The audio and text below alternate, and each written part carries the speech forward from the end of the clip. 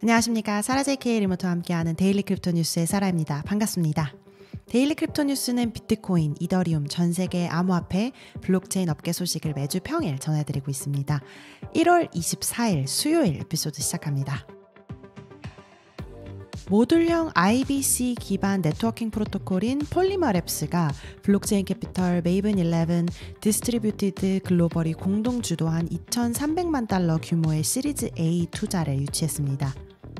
코인베이스 벤처스, 플레이스홀더, 디지털 커런시 그룹, 노스 아일랜드 벤처스, 피그먼트 캐피털 등 다른 투자자들도 이번 라운드에 참여했습니다. 폴리머는 코스모스 SDK의 IBC 프로토콜, 그 다음에 OP 스택의 결제 기능, 알겐 레이어의 데이터 가용성 레이어를 사용하는 모듈형 레이어 2 네트워크라고 설명할 수 있습니다. IBC는 Inter Blockchain Communication Protocol이라는 블록체인 간의 통신 프로토콜로 알려져 있습니다. 블록체인을 보시면 우리가 알고 있는 비트코인, 이더리움, 솔라나, 카다노 이런 블록체인들이 있는데요. 소위 레이어 1이라고 불리는 블록체인들이 있죠. 코스모스도 이 중에 하나입니다. 근데 다양한 블록체인이 있다 보니까 여러 블록체인 네트워크들을 왔다 갔다 하는 interoperability, 상호 운용성이 강조가 되고 있는데요. 이 interoperability를 실현하기 위해서 여러 블록체인들이 지금 경쟁을 하고 있습니다. 코스모스에는 블록을 생성하고 수행하기 위한 세 가지 레이어가 있는데, 첫 번째는 애플리케이션 레이어. 이거는 데이터 패킷을 어떻게 정의를 하느냐에 관한 레이어이고, 두 번째는 트랜스포트. 다른 체인의 상태를 앱과 앱 간의 소통, 그리고 데이터 패킷으로 변환을 하는 레이어라고 할 수 있고요. 세 번째로 스테이트. 블록체인에서 어떻게 서로의 상태를 인지하는가에 대한 레이어, 이렇게 세 가지가 있습니다. 이 각 레이어를 운용하는 데 있어서 얼마나 효율적이고 정확하고 보안을 강화하면서 운영을 할 수 있느냐에 관련된 것들이 이 interoperability를 강조할 수 있는 기술이라고 할 수 있는데요. 조금은 어려운 개념이긴 하지만 레이어 1 블록체인에서는 이런 경쟁들이 일어나고 있습니다. 어쨌거나 블록체인 앱들을 만들려고 하면 레이어 1 블록체인을 이용하게 되니까요. 레이어 1에서는 기본적으로 블록체인 네트워크의 코어 기술들을 개발하는 일들을 하는데, 지금 코스모스에서 이 경쟁에 앞서기 위해서 노력을 하고 있는 거죠. 궁극적으로 폴리머 팀은 IBC가 미래의 블록체인 애플리케이션이 통신하는 방식으로 널리 채택되는 표준, 그 중에서도 interoperability의 표준이 되기를 희망하는 거죠. 이번 펀딩 라운드를 통해서 팀은 메인넷 출시에 조금 더 가까워질 수 있을 것으로 보입니다. 기술적인 부분도 굉장히 블록체인 업계에서 중요한 부분이기 때문에 오늘 조금 간단하게 다뤄봤는데요. 더 궁금하신 분들이 있을 것 같아서 폴리머랩스에서 적은 모듈러 상호 운용성에 관련된 글을 하나 추가를 해두었습니다. 에피소드 소개란에서 확인해 보시고요. 미국의 금융산업 규제 당국 Financial Industry Regulatory Authority, FINRA라고도 하는데요. 이 당국에서 기업의 암호화폐 커뮤니케이션을 검토한 결과 약 70%가 특정 투자자 보호 지침을 위반할 가능성이 있는 것으로 나타났습니다. 70%네요. 2022년 11월에 시작된 이 분석은 허위, 과장, 약속, 그리고 부당하거나 오해의 소지가 있는 주장을 금지하는 규정인데요. 피누라 규정 2210을 기업들이 어떻게 준수하고 있는지에 초점을 맞췄습니다. 이 규정은 투자자들을 오도할 수 있는 사실의 누락도 금지를 하고 있는데요. 규제 당국은 화요일에 이 피누라 회원사의 개인 투자자에 관련된 암호화폐 커뮤니케이션을 분석한 500건 중에서 약 70%가 규정의 잠재적인 실질적 위반을 확인했다고 밝혔습니다. 이런 위반 사항에는 회사가 그 회사를 통해서 제공하는 암호화폐와 계열사 또는 제3자를 통해 제공하는 암호화폐를 구분하지 않는 것이 포함된다고 했는데요. 또 하나 포함된 것이 암호화폐 자산이 현금처럼 기능한다는 허위 진술이나 암시도 포함되어 있었습니다. 필라의 회원가입 신청 프로그램 MAP는 미국 증권거래위원회 SEC의 지침을 따라가는데요. 회사가 제안한 암호화폐 자산 증권의 사업 부문을 이 SEC의 지침에 따라서 평가를 합니다. 그래서 SEC에서 암호화폐를 증권이나 현금으로 인정을 하지 않는 이상 암호화폐 회사에서 제안한 다양한 관련 진술들, 커뮤니케이션 자료들이 이 지침에는 어긋나는, 위반하는 그런 평가를 받을 수밖에 없었겠죠. 암호화폐 관련 인사이트를 전해주는 솔직한 트윗으로 유명한 펑크6529라는 트위터 계정에 트윗을 한번 가져와 봤습니다. 암호화폐 업계에서 일하시는 분이라면 이 6529의 트윗을 많이 보고 계실 텐데 거의 10년 이상 이 업계에서 커리어를 쌓으면서 굉장한 인사이트를 가지고 있는 분이고 얼굴을 공개하지 않는 걸로 또 유명합니다. 암호화폐 분야에서 이 트윗에서는 암호화폐 산업에서 커리어를 쌓는 것, 그리고 왜 이 업계에 남아있냐, 그리고 암호화폐 산업이 어떻게 될 것 같냐, 이런 전망들을 다양하게 다루고 있습니다. 암호화폐 분야에서 경력을 쌓는 것을 고려하는 이유는 6529가 이렇게 정의를 해봤습니다. 첫 번째로는 암호화폐 산업이 중요한 분야라고 생각하기 때문에, 그 다음에 두 번째는 앞으로 이 분야의 중요성이 더 커질 것이라고 믿기 때문에, 그 다음에 세 번째는 암호화폐 산업에서 대표하는 철학 그리고 개념, 이런 이데올로기적인 부분을 믿기 때문에. 사실 저도 이 부분이 굉장히 와닿았는데요. 제가 며칠 전 다른 채널에서 이제 인터뷰를 한번 했었는데 곧 그 영상도 공개를 해드리도록 하겠습니다. 근데 그 영상에서 저도 이런 질문을 받았었거든요. 왜 이 업계에서 일을 하냐.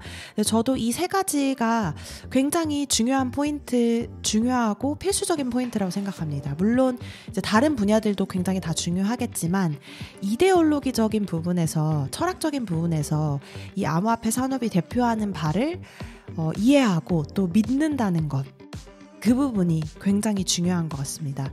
6259 이분은요, NFT 컬렉션, 메타버스, 블록체인 스타트업 투자 등 다양한 일을 하고 있는데 이 회사에서는 약 25명의 팀 멤버가 고용되어 있습니다. 근데 여기에서 이제 트윗에서도 이야기를 했었는데 굉장히 재미있는 부분이 이 25명을 고용했을 때 어떻게 고용을 했었냐, 그 기록을 한번 남겨놨던 것 같습니다. 25명 중에 3명은 이전부터 알고 지내던 친구였고, 그 다음에 22명은 인터넷상에서 밈, PFP로 친해진 사람들이었고, 그러니까 실제로는 만나보지 않은 사람이었을 수도 있는 거죠.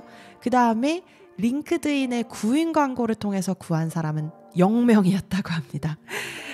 예전에도 한번 말씀드렸을 텐데 암호화폐 업계에서 일을 구한다는 것, 커리어를 시작한다는 것은 사실 기존에 우리가 알고 있는 다른 산업들에서 커리어를 쌓는 것과는 굉장히 다릅니다. 특정 교육이나 자격증, 어떤 코스, 이런 것들을 특별히 사람들이 신경 쓰지도 않고 플러스 마이너스 요소가 되지도 않습니다.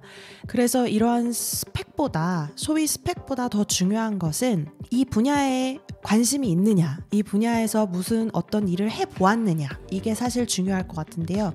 일이라는 게 경력적인 일도 물론 중요하지만 이 산업에서 일어나는 일들을 얼마나 직접 해봤느냐를 더 중요하게 여기는 것 같습니다. 물론 이제 모든 사람이 다 개발자가 아니기 때문에 개발을 해봤느냐 이런 문제라기보다는 이 업계에서 일어나는 일들을 자신만의 방식으로 어떻게 참여를 해왔느냐가 굉장히 중요한 것 같습니다.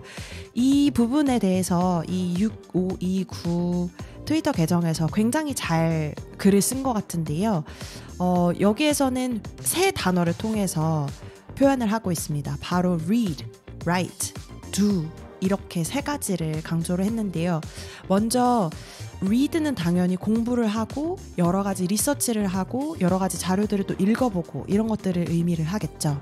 그 다음에 write, 공부를 한 것에 대해서 다시 되새김질하고 또 커뮤니케이션을 하게끔 글을 써보라는 거죠.